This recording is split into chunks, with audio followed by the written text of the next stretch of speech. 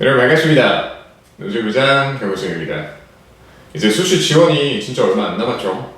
당장 추석 연휴만 지나면 여러분들의 지원이 시작될 텐데 그동안 내가 어느 대학에 지원할 것인가 이런 구체적인 계획들이 잘 세워져 있는지 모르겠습니다.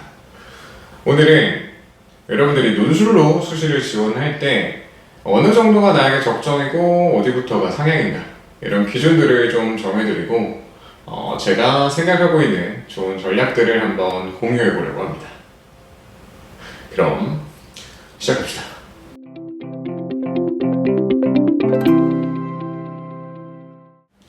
일단 논술 전형은 교과우수나 정시처럼 이렇게 합격자의 명확한 성적대가 나와 있지 않죠. 각 대학 측에서는 합격자의 평균 내신 정도만 제공을 해주는데 사실 그것만 가지고는 내가 합격할 만한 성적대인가 아닌가 판단을 하기가 어렵습니다.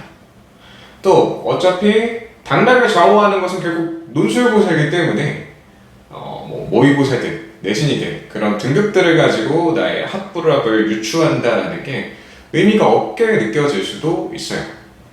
그렇다 보니 이 논술 전형을 지원하는 학생들이 유독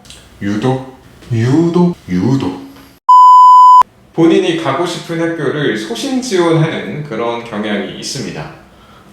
그 정도까지는 아니더라도 철저하게 내신 성적에만 빗대어서 적정 상향을 판단하는 경우도 많더라고요. 하지만 제가 명확하게 말씀드릴 수 있는데 수시 논술을 지원하는 데 있어서 가장 명확한 적정선의 기준은 수능 최저 기준이 되어야만 합니다. 수능 최저 기준이 중요하다는 건 이미 이전 영상들을 통해서도 여러 번 강조를 해드렸죠. 경쟁률을 낮춰주는 중요한 요소이기도 하고 그렇기 때문에 내 합격률을 높여줄 요소라고도 이야기했습니다. 그런데 이 최저 기준이 중요할 수밖에 없는 가장 큰 이유는 바로 채점이라고 해요. 결국 최저를 맞추지 못하면 내 답안이 채점이 안 되는 거기 때문에 내 내신 점수가 아무리 높아도 내가 글을 아무리 잘 써도 어떻게 써먹을 수가 없는 겁니다. 그래서 가장 안타까운 상황이 여러분들이 지원을 다 해놓고 정작 최저를 못 맞춰서 시험을 보러 갈 필요가 없어지는 상황이 생기는 거. 이게 논술 선생님으로서 정말 가장 안타까운 일이거든요. 제가 어떻게 해줄 수 있는 게 없어요. 그러면 여러분들은 열심히 준비를 다 해놓고 그 실력을 뽐낼 기회조차 얻지 못하는 거거든요. 그렇기 때문에 여러분들이 수시를 지원할 때 가장 명확한 근거가 되는 것은 해당 학교의 수능 최저 기준을 맞출 수 있느냐가 되어야 하는 겁니다. 사실 나의 수능 성적을 정확히 예측할 수가 없기 때문에 최저를 맞추겠다 못 맞추겠다 이 기준도 좀 애매하거든요. 저는 보통 육모와 구모에서 두 번 다 최저를 맞췄다고 한다면 수능에서도 맞출 수 있다라고 봅니다. 내가 육모와 구모에서 2합 4가 나왔다 라고 한다면 이제 나에게는 2합 4인 학교들이 적정선이 되는 거고 이보다 한 칸 높은 최저 3합 6인 학교들은 나에게 상향이 되는 거겠죠. 그런데 좀 애매한 학생들도 있을 겁니다. 육모와 구모 중에 한 번만 최저를 맞췄다 이런 학생들도 있을 거거든요. 그렇다면 저는 최저 2합 4는 못 맞출 수도 있다는 가정하에 2합 5를 적정으로 두는 편입니다. 그러면 한 칸 2인 2합 4가 상향이 되는 거겠죠. 이 기준이 너무 빡빡하다는 생각이 들 수도 있는데 최저를 못 맞춰서 시험을 못 보러 가는 상황보다는 더 낫다고 생각합니다. 그러니까 내가 육모, 구모에서 맞춘 기준이 적정선이고 이것보다 한 칸 높으면 상향이 되는 거고 두 칸이 높으면 우주상향 이런 식으로 기준을 정할 수 있겠습니다.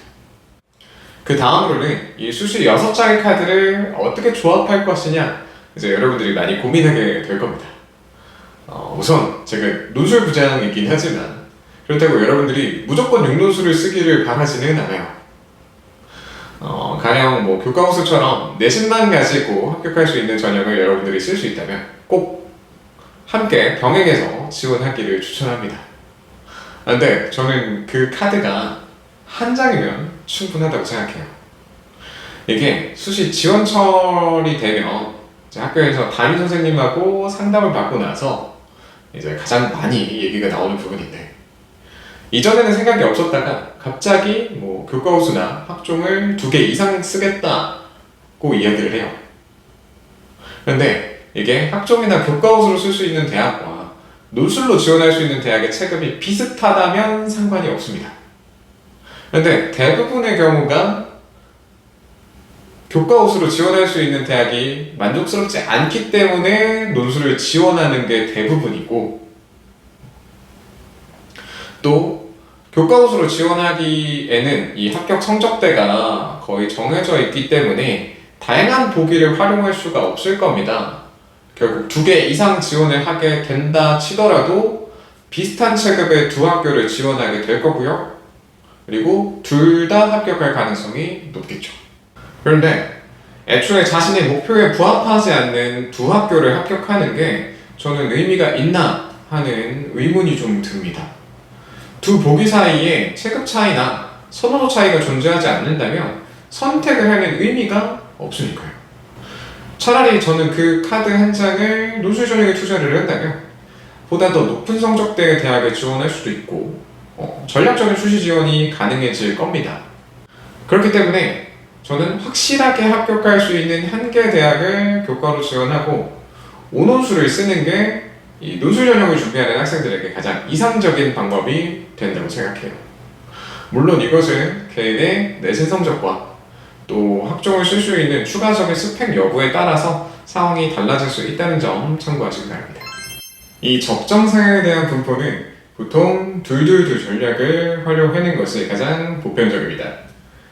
내가 최저 2합 5가 적정이라고 한다면 상향으로 2합 4를 2개, 2합 5인 학교를 2개, 또 하향으로 뭐 2합 6이나 최저 없는 대학 2개 이렇게 지원하면 가장 무난하다고 볼 수 있겠습니다. 여기서 N수생들의 경우 상향을 하나 빼서 뭐 132 전략을 활용하는 것도 방법일 수 있습니다. 보다 안정적인 지원이 필요하니까요. 또 본인이 뭐 5논술 혹은 4논술 이하로 지원하는 학생들의 경우 적정은 그대로 둔 상태에서 상향과 하향을 번갈아 가면서 빼주는 것이 무난합니다.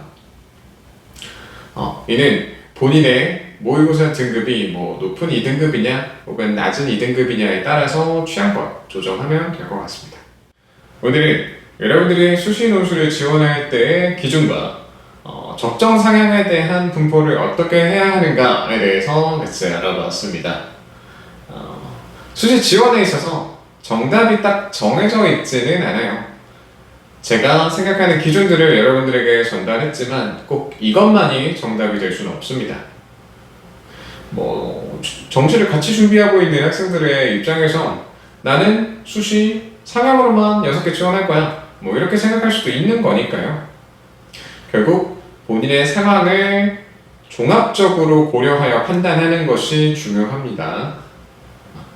그러니까 나의 성적을 보다 객관적으로 바라볼 수 있는 안목이 필요하고, 또 혼자 고민하는 게 좀 부담스럽다고 한다면 뭐 학원 선생님이든 과외 선생님이든 하다못해 대학을 다니고 있는 동네 형이든 여러 사람들과 만나서 좀 조언을 구해보고 자신에게 맞는 해답을 찾아가길 바라겠습니다.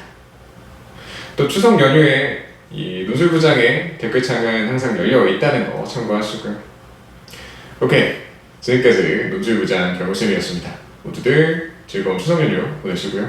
오늘도 연락합시다. 구독